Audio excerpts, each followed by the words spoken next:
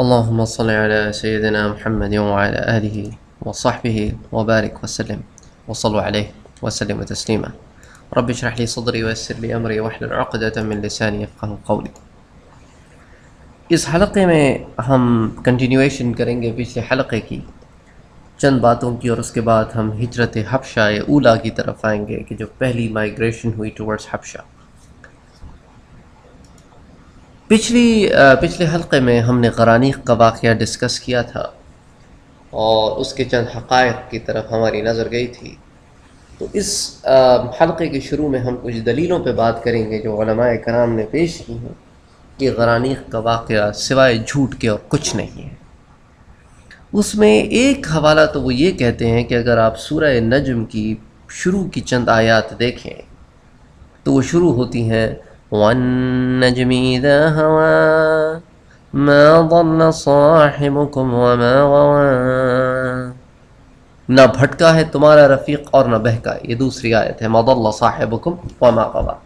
تو جو یہ بات کہہ رہا ہے یہ اپنی طرف سے نہیں کہہ رہا ہے وَمَا يَنطِقُ عَنِ الْهَوَىٰ إِنْ هُوَ إِلَّا وَحْيٌ يُوحَىٰ. اور یہ اپنی طرف سے کچھ نہیں بولتا، یہ جو بات بھی کرتا ہے وہ حکم خداوندی ہوتا ہے.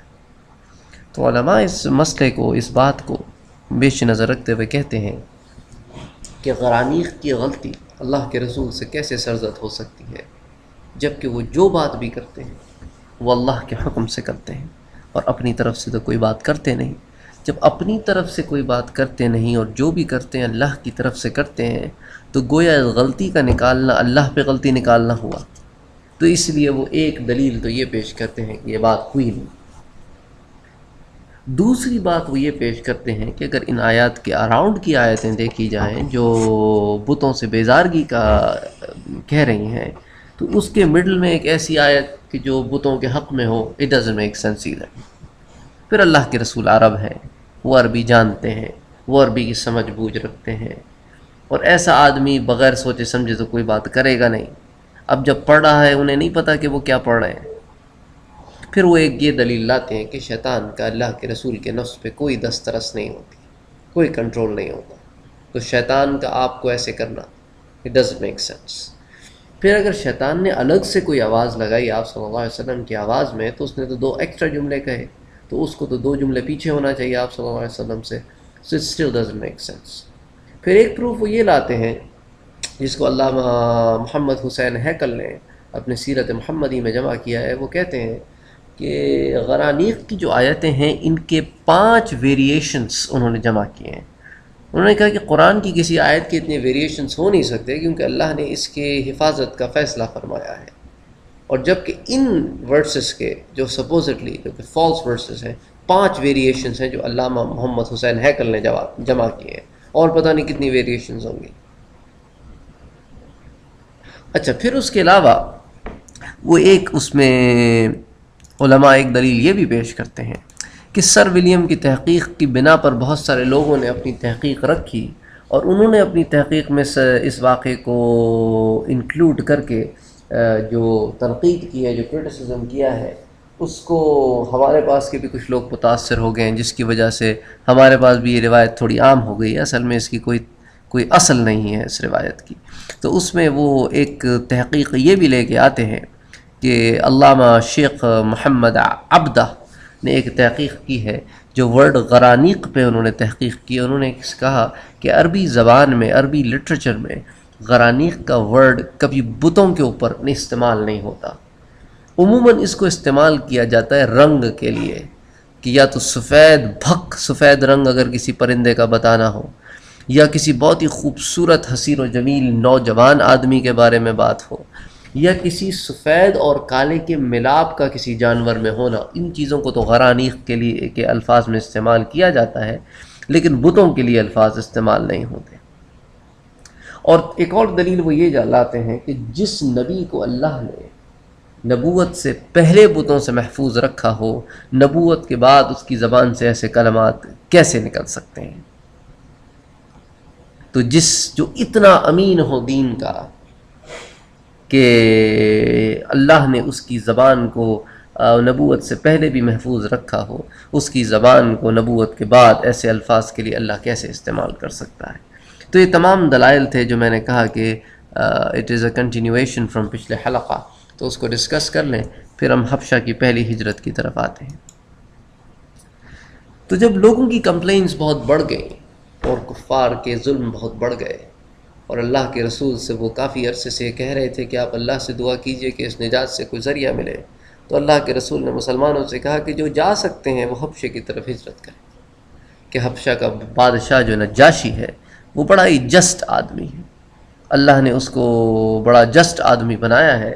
اور جیسا کہ آپ آئندہ والے حلقوں میں دیکھیں گے کہ جب کفار نے اس کو اپروچ کیا تو انہوں نے کفار کو ڈینائی کر دیا ان گراؤنڈز پر کہ اس نے کہا کہ بھئی مجھے تو یہ لوگ بڑے انصاف پسند معلوم ہوتے اور میں خود بھی بڑا انصاف پسند ہوں۔ تو خیر بہرحال مسلمان نکلے جدہ سے، اور مکے سے نکلے، جدہ پہنچے، اور وہاں سے انہوں نے کشتی پکڑی اور حبشے کی طرف نکل گئے۔ قریش نے ان کا تعاقب کیا لیکن ان کو پا نہ سکے۔ یوں تو تھوڑے سے لوگ گئے تھے، لیکن ان میں جو کچھ پرومیننٹ نام ہیں وہ حضرت عثمان رضی اللہ تعالی عنہ اور اللہ کے رسول کی بیٹی رقیہ رضی اللہ تعالی عنہ جو ان کی بیوی ہیں، پھر حضرت زبیر ابن عوام رضی اللہ تعالی عنہ، پھر اسی طرح عبد الرحمن ابن عوف رضی اللہ تعالی عنہ، حضرت ابو سلمہ اور ام سلمہ رضی اللہ تعالی عنہ، حضرت عبداللہ ابن مسعود رضی اللہ تعالی عنہ۔ یہ چند لوگ تھے جن میں غرباء بھی تھے اور امیر لوگ بھی تھے، انہوں نے اس طرف ہجرت کی۔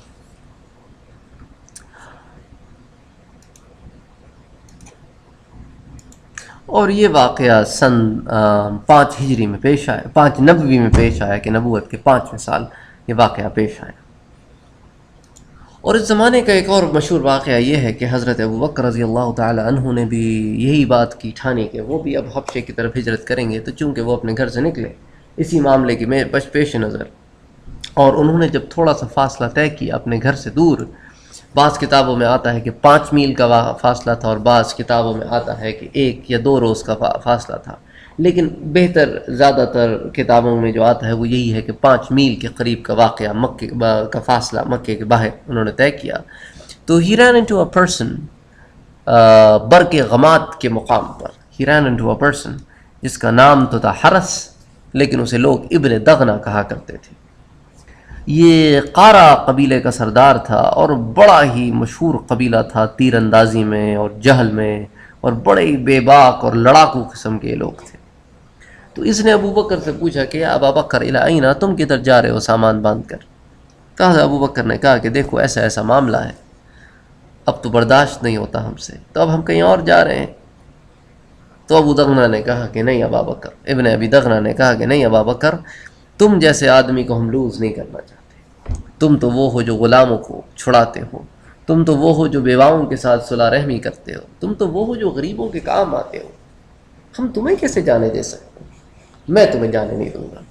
اور وہ حضرت ابوبکر رضی اللہ تعالی عنہ کو زبردستی مکے واپس لایا اور دارالندوہ گیا جہاں سرداران قریش بیٹھے تھے، اور اس نے کہا کہ ان ابا بکر فی جواری، آج کے بعد ابو بکر میری پناہ میں ہے، تو اب ان کو کوئی نقصان نہ پہنچائے۔